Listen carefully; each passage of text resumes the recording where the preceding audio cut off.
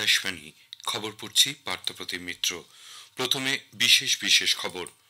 প্রধানমন্ত্রী নরেন্দ্র মোদী আজ গুজরাটের দাহোদে 24,000 কোটি টাকা মূল্যের একাধিক উন্নয়নমূলক প্রকল্পের শিলান্যাস এবং উদ্বোধন করবেন।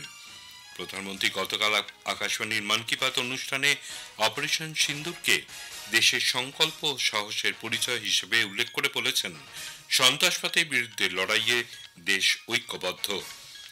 অপারেশন সিন্দুরে পাকিস্তানের গুরুত্বপূর্ণ নূর খান বিমান ঘাঁটি যতটা মনে করা হয়েছিল তার থেকে অনেক বেশি ক্ষতিগ্রস্ত হয়েছে বলে সম্প্রতি উপগ্রহ চিত্রে ধরা পড়েছে।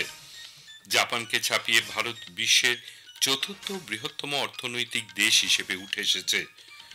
বাংলাদেশ জুলাই অভ্যুত্থানের ঘটনায় 6 জন প্রতিবাদকারীর মৃত্যুর জন্য আন্তর্জাতিক অপরাধ ট্রাইব্যুনালে 8 পুলিশ অফিসারকে অভিযুক্ত করা হয়েছে। আইপিএল ক্রিকেটে আজ জয়পুরে পাঞ্জাব কিংস মুম্বাই ইন্ডিয়ান্সের বিরুদ্ধে খেলবে। আসছি বিস্তারিত খবরে। প্রধানমন্ত্রী নরেন্দ্র মোদী আজ গুজরাটের দাহোদে 24,000 কোটি টাকা মূল্যের একাধিক উন্নয়নমূলক প্রকল্পের শিলান্যাস এবং উদ্বোধন করবেন। প্রধানমন্ত্রী দুদিনের গুজরাট সফরে দাহোদে লোকোমোটিভ ম্যানুফ্যাকচারিং প্লান্টেরও সূচনা করবেন।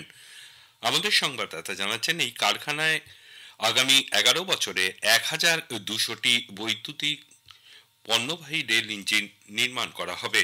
কারখানাটি নির্মাণ করতে 51,000 কোটি টাকার বেশি খরচ হয়েছে। নির্মিত রেল ইঞ্জিনগুলি সরকারের মেক ইন ইন্ডিয়া উদ্যোগের অংশ। প্রধানমন্ত্রী সবচেয়ে শক্তিশালী 9,000 অশ্ব শক্তির বৈদ্যুতিক রেল ইঞ্জিনেরও সূচনা করবেন, যা প্রতি ঘন্টায় 120 কিলোমিটার গতিতে 5,000 টন পণ্য চলাচলে সক্ষম।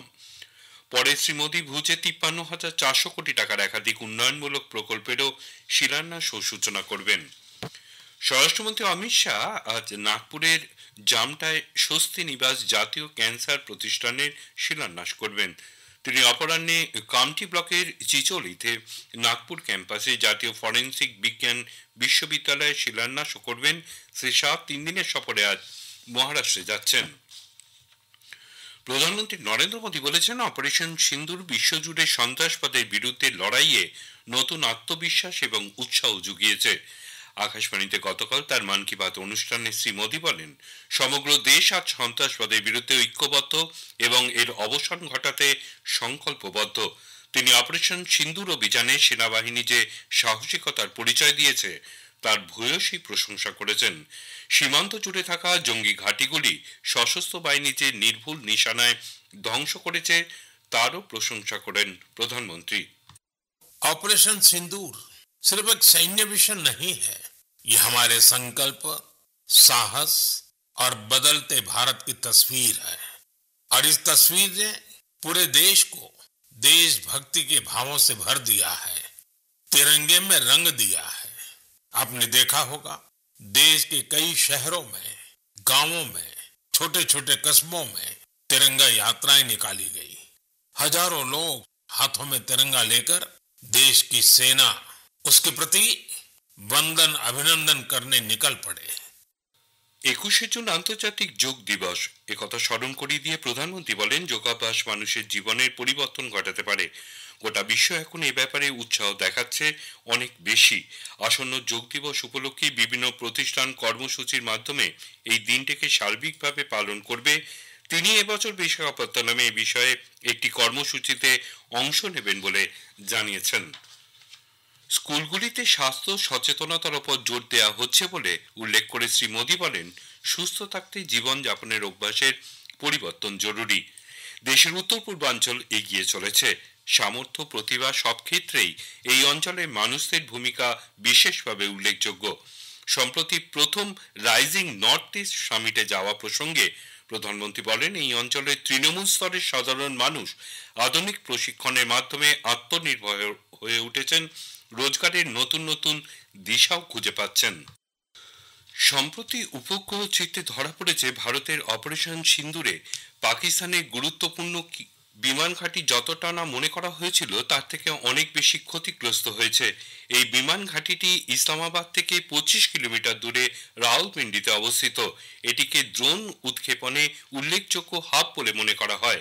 পাক বিমান বাহিনীর কাছে এই ঘাঁটিটি বিশেষ গুরুত্বপূর্ণ। এক সোশ্যাল মিডিয়া পোস্টে প্রতিরক্ষা বিশ্লেষক দামিয়ান সাইমন জানিয়েছেন, পাকিস্তানের নূর খান বিমান ঘাঁটি ভারতের আক্রমণে বিধ্বস্ত হয়েছে। কংগ্রেস সাংসদ শশী থারুরের নেতৃত্বে সর্বদলীয় সংসদীয় প্রতিনিধি দল গতকাল গুয়েনা পৌঁছেছে। চেড্ডি যখন আন্তর্জাতিক বিমানবন্দরে প্রতিনিধি দলটি পৌঁছালে উষ্ণ অভ্যর্থনা জানানো হয়। সন্ত্রাসবাদের বিরুদ্ধে ভারতের দৃঢ় অবস্থান তুলে ধরতে এই সফর। ভারতীয় হাইকমিশনের পক্ষ থেকে এক বিবৃতিতে বলা হয়েছে, সন্ত্রাসবাদের বিরুদ্ধে লড়াইয়ে গোটা দেশ ঐক্যবদ্ধভাবে সঙ্গে রয়েছে। এনসিপি শারদ পাওয়ার গোষ্ঠীর সাংসদ সুপ্রিয়া সুলের নেতৃত্বে অপর প্রতিনিধি দলটি কাতারের অগ্রণী সংবাদপত্রগুলির সম্পাদকদের সঙ্গে আলোচনা সভায় মিলিত হন।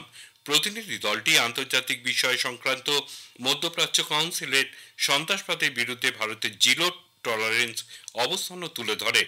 বিজেপি সাংসদ বৈজয়ন্ত জয় পান্ডের নেতৃত্বাধীন অপর প্রতিনিধি দলটি আজ এবং আগামীকাল কুয়েত সফর করবে। সন্ত্রাসবাদের বিরুদ্ধে ভারতের ঐক্যবদ্ধ লড়াইয়ের অবস্থানও তুলে ধরা হবে। এই খবর শুনছেন আকাশবাণী থেকে। আমাদের সংবাদ শোনা যাচ্ছে ইউটিউব চ্যানেল আকাশবাণী সংবাদ বাংলা, ফেসবুক ও ইনস্টাগ্রাম আকাশবাণী সংবাদ কলকাতা এবং এক্স হ্যান্ডেল এআইআর নিউজ কলকাতাতে। জাপানকে ছাপিয়ে বিশ্বের চতুর্থ বৃহত্তম অর্থনীতি হিসেবে ভারত উঠে এসেছে বলে নীতি আয়োগের মুখ্য কার্যনির্বাহী আধিকারিক বিভিআর সুব্রমণিয়াম জানিয়েছেন। নীতি আয়োগের গভর্নিং কাউন্সিলের বৈঠকের পর গতকাল নতুন দিল্লিতে তিনি সাংবাদিকদের বলেন, আন্তর্জাতিক অর্থ ভাণ্ডারের তথ্য অনুযায়ী $4 ট্রিলিয়ন অর্থনীতি ভারত এখনই জাপানের দিকে এগিয়ে রয়েছে। আগামী 2-3 বছরের মধ্যে ভারত বিশ্বের তৃতীয় বৃহত্তম অর্থনীতি হিসেবে আত্মপ্রকাশ করবে বলেও তিনি দৃঢ় প্রত্যয় ব্যক্ত করেন। We are a $4 trillion economy as I speak, and this is IMF data. India today is larger than Japan. So it's only the United States, China, and Germany which are larger. And if we stick to what is being planned, what is being thought through, it's a matter of another 2.5 to 3 years, we would become the third largest economy. জাতীয় গণতান্ত্রিক জোট ইন্ডিয়ার মুখ্যমন্ত্রী এবং উপমুখ্যমন্ত্রীদের একদিনের সম্মেলন গতকাল নতুন দিল্লিতে অনুষ্ঠিত হয়। এতে সভাপতিত্ব করেন প্রধানমন্ত্রী নরেন্দ্র মোদী। সুপ্রশাসন বিষয়ক এই চিন্তন বৈঠকে বিজেপির সর্বভারতীয় সভাপতি জগৎ প্রকাশ নাড্ডা, স্বরাষ্ট্রমন্ত্রী অমিত শাহ, প্রতিরক্ষামন্ত্রী রাজনাথ সিং প্রমুখ উপস্থিত ছিলেন। এনডিএ শাসিত সরকারের 20 জন মুখ্যমন্ত্রী এবং 18 জন উপমুখ্যমন্ত্রী সুপ্রশাসন বিষয়ে আলোচনা করেন। এনডিএ মুখ্যমন্ত্রীদের সম্মেলনে কেন্দ্রীয় স্বরাষ্ট্রমন্ত্রী অমিত শাহ বলেছেন, এনডিএ জোট প্রগতি ও জনকল্যাণের সমর্থক হয়ে উঠেছে। বাংলাদেশের আন্তর্জাতিক অপরাধ ট্রাইব্যুনাল গত বছর 5ই আগস্ট ঢাকায় গণঅভ্যুত্থানের সময় 6 জন প্রতিবাদকারীকে হত্যার জন্য 8 পুলিশ অফিসারকে সরকারিভাবে অভিযুক্ত করেছে। এদের মধ্যে ঢাকার প্রাক্তন metropolitan police commissioner Habibur Rahman এবং তার 4 জন অধীনস্থ অফিসার রয়েছেন। বাংলাদেশ সংবাদ সংস্থা সূত্রে খবর, 2024-এর জুলাই অভ্যুত্থানে আন্তর্জাতিক অপরাধ ট্রাইব্যুনালে এটি প্রথম আনুষ্ঠানিকভাবে মামলা। মালদ্বীপের বিদেশমন্ত্রী ডক্টর আবদুল্লাহ খলিল গতকাল 3 দিনের ভারত সফরে নতুন দিল্লি এসে পৌঁছেছেন। চলতি বছরে ডক্টর খলিলের এটি তৃতীয়বার ভারত সফর।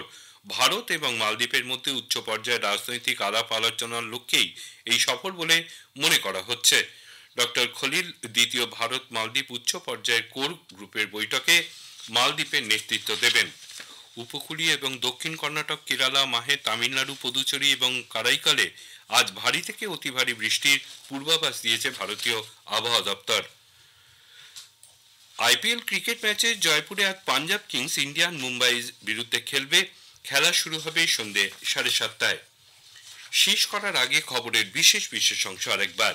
প্রধানমন্ত্রী নরেন্দ্র মোদী আজ গুজরাটের দাহোদে 24,000 কোটি টাকা মূল্যের একাধিক উন্নয়নমূলক প্রকল্পের শিলান্যাস এবং উদ্বোধন করবেন। প্রধানমন্ত্রী গতকাল আকাশবাণীর মন কি বাত অনুষ্ঠানে অপারেশন সিন্দুরকে দেশের সংকল্প ও সাহসের পরিচয় হিসেবে উল্লেখ করে বলেছেন, সন্ত্রাসবাদের বিরুদ্ধে লড়াইয়ে দেশ ঐক্যবদ্ধ। খবর এখনকার মতন শেষ হলো, এরপরেই শুনুন স্থানীয় সংবাদ।